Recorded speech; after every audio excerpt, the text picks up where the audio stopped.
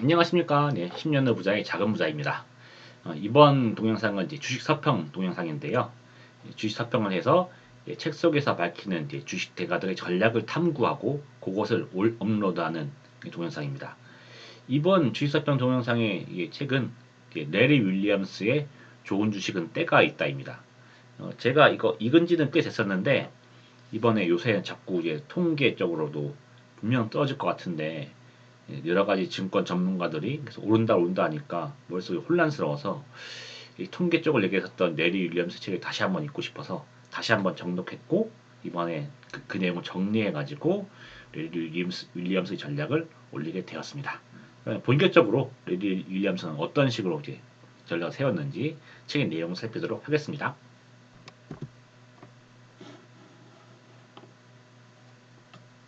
자, 레리 윌리엄스의 전략과 조언, 연월에 따른 수익을 살필 것입니다. 책을 보시면 바로 나온 얘기가 10년 주기 전략이에요. 10년 주기 전략이 무엇이면 10년 동안 이렇게 사이클을 돈다 이런 게 아니고 그냥 숫자의 끝자리가 그냥 5와 8로 끝나는 5호로 끝나는 해는 너무 좋아. 그리고 8도 괜찮아. 그런데 7과 9, 0, 1로 끝나는 해는 안 좋고 저점이 발생해. 요런 얘기입니다. 한술 더 떠가지고 4년 주기 전략을 얘기하는데 이건 뭐냐면 4년마다 저점이 나와 라는 얘기거든요. 근데 신기하게도 이 책 자체가 이제 2000년대 초반에 만들어진 책인데 4년 주기에 따르면 그러면 2022년에 이게 하락이 나와야 되거든요. 근데 실제로 2020년에 저점이 나왔어요. 그리고 말씀하는 이제 여러 가지 날짜에 맞춰서 그 해를 보면은 얼추 맞아 떨어지는 거예요. 재밌는 게 뭐냐면 이제 전문가라고 하면은 보통 이제 어려운 말을 해야 하지 않습니까? 그래서 뭐 금리가 어떻고 뭐 물가가 어떻고 인하를 몇 번 할 것이며 미국 경기 대통령이 어떤 정책을 펼 것이고 여러 가지 얘기를 막 한단 말이에요. 근데 어떤 투자자는 그냥 5로 끝나는 좋으니까 풀베팅했다. 난 돈을 벌었다.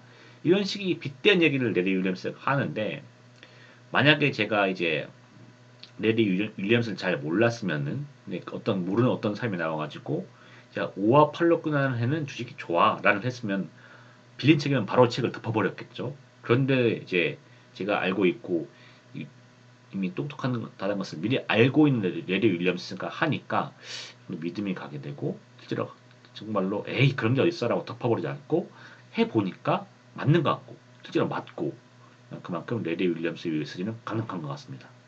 그래서 저는 계속 따라하고 있는데 여기서도 반복하는 게 뭐냐면 1년 내로 보았을 때 10월에 제일 위험하고 그러니까 10월에 저점이 발생하고 봤을 때 10월에 매수하고 4월에 빠져나오는 게 맞다라는 얘기인데 이거 어디서 많이 들어보신 얘기 아닌가요? 이게 강한국 투자자가 보면은 이제 11사 천국 때 50지역 하면서 이제 멘트를 잘 만든 말인데 강한국 작가도 이 레리 윌리엄스의 전략을 차용한 거라고 본인도 밝히고 있습니다.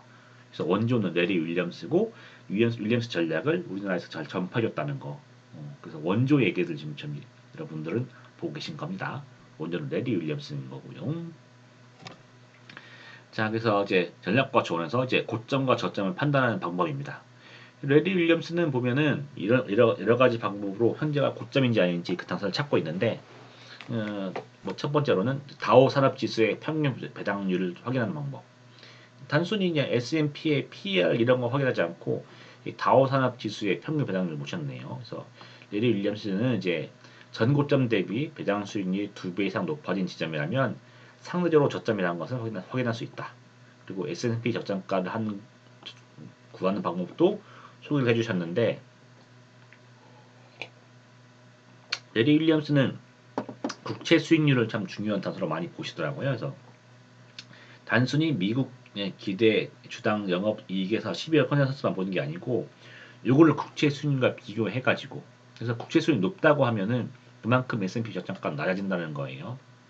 해가지고 선정을 하시고 또 신용잔고가 높으면 이제 사람들이 돈을 많이 태워가지고 지금 파티 중이라는 거죠. 이미 돈이 많이 들어온 상태인 거고 더 태울 돈이 없다는 거니까 이제 곧 이제 파티가 끝날 수 있다는 것이고 신용잔고가 낮다는 것은 지금 태운 돈이 별로 없으니까 유계적인 반등에서 시작하면은 사람들이 매수적이 있어서 올라갈 수 있다는 거. 신용잔고를 보시고 또 투자자분의 심리입니다.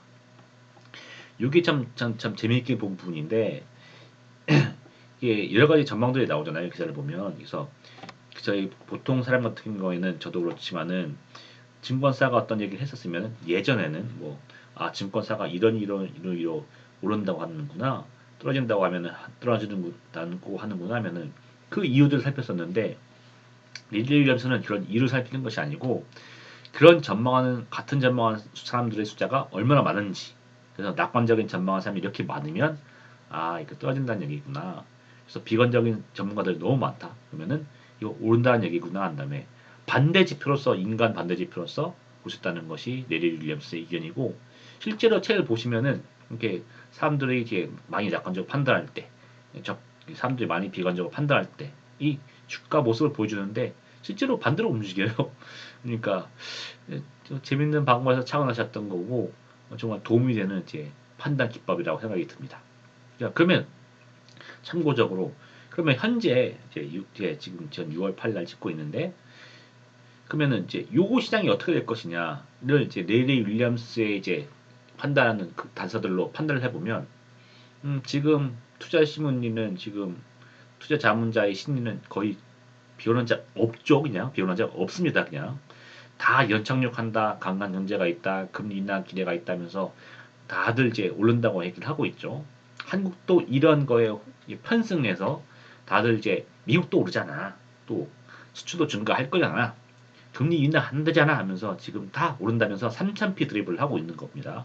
지금 증거자료 가져왔죠. 이제 6월 코스피 이제 6월에도 당장 2,900 찍는다 이게 나오고 막 하반기에 3,000비 찍는다. 아니에요. 어떻게 3,000비 찍겠어? 2,900? 이런 식으로 해가지고 3,000비 넘는 수로 다 이제 다 상승할 것을 예견하고 있죠. 근데 그러면은 레리 윌리엄스의 조언이 따른다면은 아 요거는 오른다는 게 아니고 떨어진다는 신호네라고 받아들여야 된다는 거. 그리고 적정가를 구할 때 국채 수익률을 넣는다는 거. 지금 국채 수익률 높은 편이죠. 지금 이제 더 오르지 못할 때까지 올린 상황인 상태에서 그럼에도 불구하고 PL도 높고요. 신용잔고 지금 많이 썼습니다. 2,000조 썼죠. 저희 우리나라도. 아 그래서 여러 가지 이제 레릴리엄스 이제 여러 가지 조언들 그래서 저점을 판단하는 방법들을 봤을 때 지금은 높다. 아, 그런 판단이 들고 실제로 레리 윌리엄스의 판단이 이런 기표들이 맞을지는 또 시간이 지나면 알 수 있을 거고 한번 때가 되면은 게시판에 글이라도 해가지고 내용을 올릴 수 있도록 하겠습니다. 자 이제 레리 전략이 좋아하는 중에 두 번째 방법인데 채권의 변동성을 살핀다. 그래서 채권이 가격이 오르지 않습니까? 그래서 채권이 이제 상승한다는 것은 채권 금리가 떨어진다는 건데 금리가 떨어진다면 그만큼 주식 투자하기 편하니까 자 이제 채권이 가다가 채권이 변동성을 딱 깨고 쭉 오른단 말이에요. 그러면 채권이 오르는 것은 이것이 선행지표로서 아 곧 주가도 오를 수 있구나라는 게 판단을 하신다고 하시더라고요.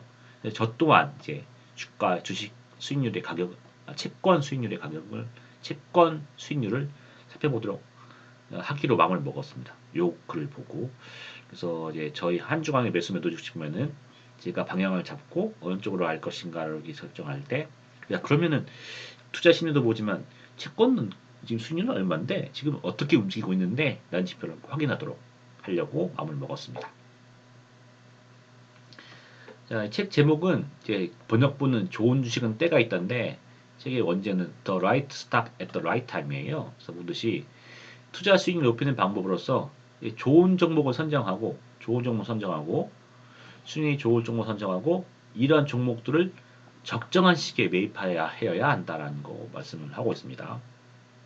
그리고 또 작은 확률이라도 우위를 만드는 것.